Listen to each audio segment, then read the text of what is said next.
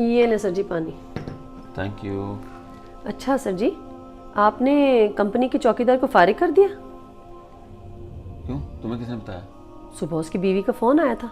किस लिए? परेशान थी बेचारी, बता रही थी। तो ज़ाहिर बात है, घर के कमाने वाले की नौकरी चली जाएगी तो घर में परेशानी तो आएगी। क्या कर सकते हैं, मजबूरी है। अच्छा मुझे ये बताओ कि इंसान कंपनी में चौकीदार रखता क्यों है? जाहिर बात है, हिफाजत के लिए। 100 कीमती चीज़ें होती हैं कंपनी के अंदर। कीमती चीज़ें? हाँ जी। कीमती चीज़ों की हिफाजत के लिए? अगर कंपनी में कीमती चीज़ ही ना बचे तो हिफाजत चौकीदार किस चीज़ की करेगा, बताओ मुझे। मतलब क्या, मैं समझी नहीं। हमारी कंपनी को नुकसान पहुंचा है अंदर के चोरों की वजह से। बाहर से तो किसी की आने की हिम्मत ही नहीं है। बाहर से तो तब कोई आएगा ना, अंदर कोई कीमती सामान होगा। तो मैंने इसलिए निकाला है, पहले मैं अंदर के चोरों की सफाई करूंगा और कंपनी को इस हालत तक लेके जाऊं कि कंपनी में कोई कीमती सामान तो हो जिसकी हिफाजत की जाए, जिसके लिए कोई चौकीदार की जरूरत पड़े।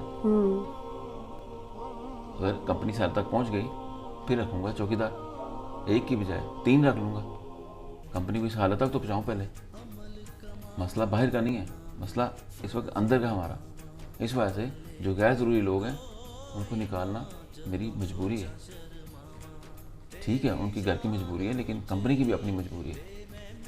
कंपनी नहीं होगी तो लोग कहाँ से होंगे?